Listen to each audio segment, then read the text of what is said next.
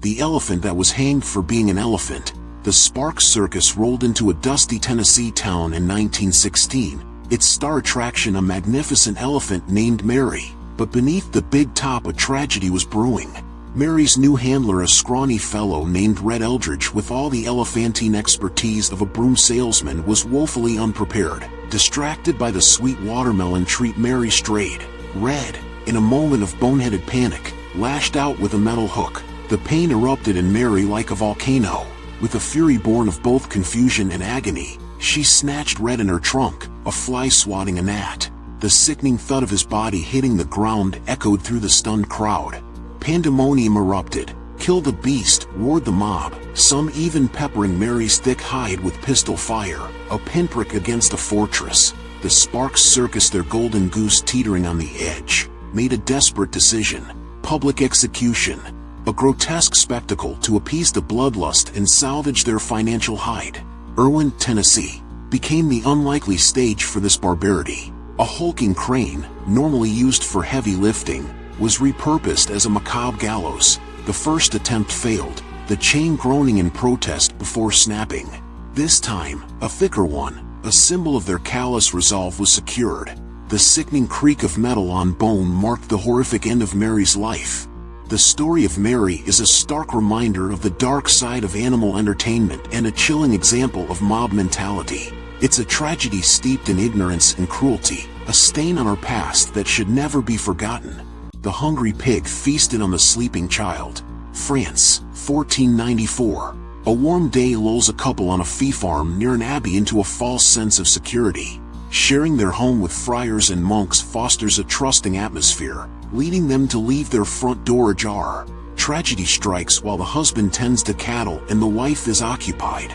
Their unattended baby sleeps peacefully in its cradle, blissfully unaware of the horror that unfolds. A stray pig, lured by the scent of a potential meal, wanders into the open doorway. The scene that unfolds is every parent's worst nightmare.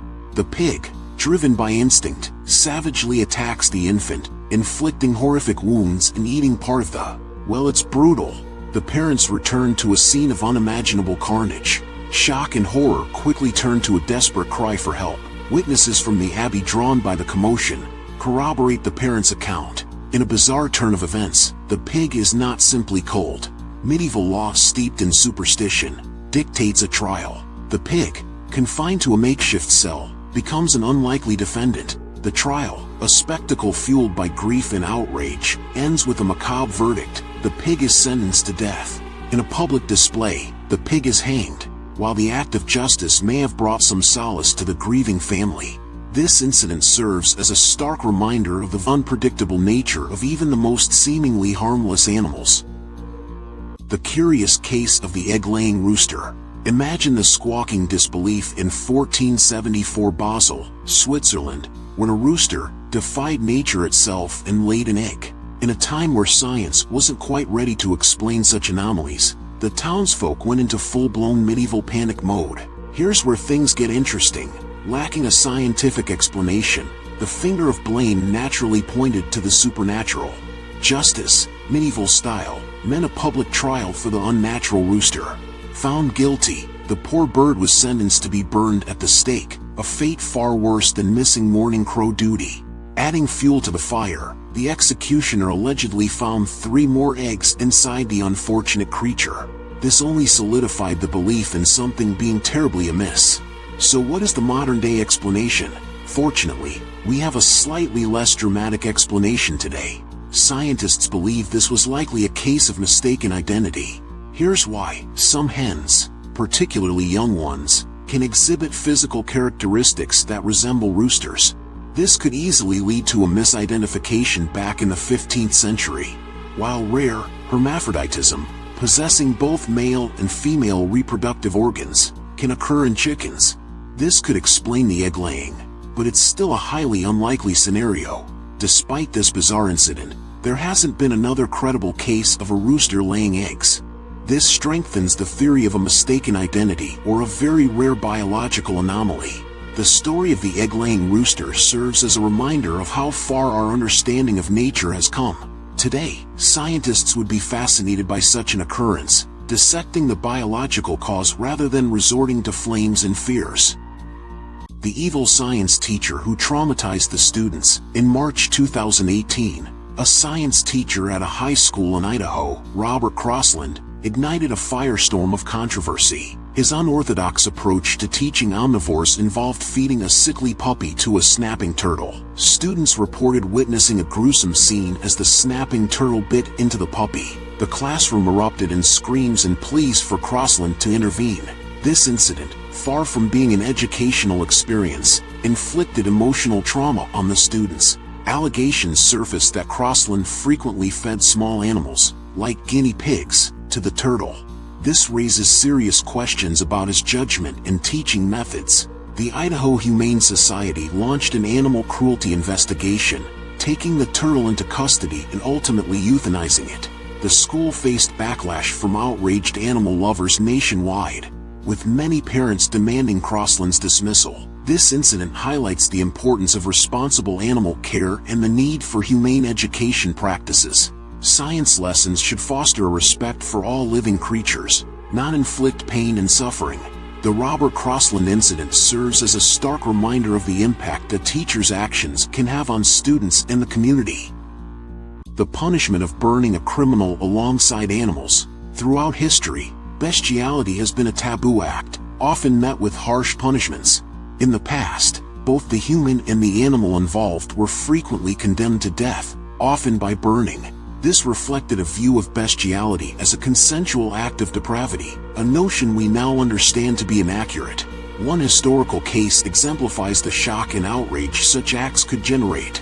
Mr. Potter, a devout churchgoer for years, shattered the trust of his community when his wife exposed his bestiality with their dog.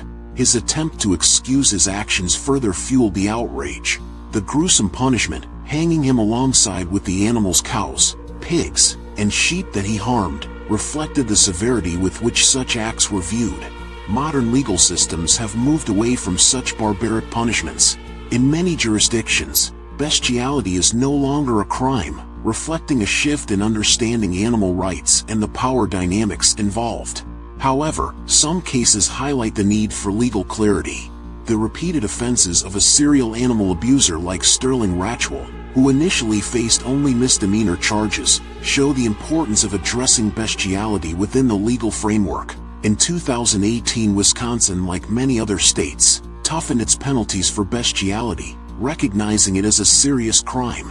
While the legal landscape surrounding bestiality continues to evolve, it's important to acknowledge the inherent harm in such acts. Animals cannot consent to sexual activity, and such encounters can cause them significant physical and psychological distress.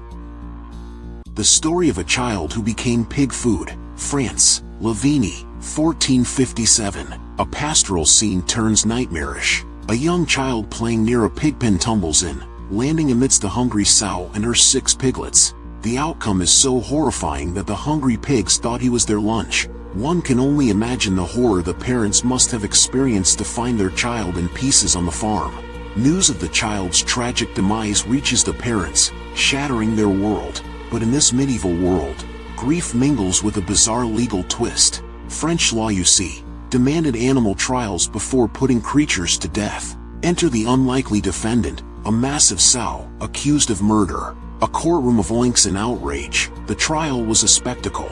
Imagine a solemn judge presiding over a grunting defendant, the stench of the farmyard a constant companion. Witnesses were likely called, their accounts a chilling reminder of the tragedy. The verdict arrives, as perplexing as the case itself. The sow is condemned to death, deemed a corrupting influence on her piglets, who thankfully are spared. One wonders if the executioner wrestled with the irony of putting down a murderous meal. The dog who scared the cats and their owners all over San Francisco. San Francisco in 1921 was a wilder place. Free-roaming felines and canines were the norm. Enter Dormie, a pedigreed Airedale Terrier with a taste for the macabre, cat. Newspapers dubbed him the Cat Slayer after a string of feline fatalities reached a shocking 14. One particularly gruesome incident involved a mother cat, Sunbeam, who was viciously mauled while nursing her kittens in her own backyard. Dormie's owner, Eaton McMillan, a man of means refused to accept the city's ruling of mandatory euthanasia for dangerous dogs. In an unprecedented move, Macmillan demanded a trial by jury for his canine companion. The trial captured the city's imagination. Airedales are known for their high prey drive or a cold-blooded killer. The defense argued for rehabilitation, while outraged cat owners demanded justice. In a surprising turn of events, the jury sided with Dormie, and the judge, perhaps swayed by the public spectacle, abolished the mandatory execution law for dogs. The onus of safety, it seemed, fell on the feline population.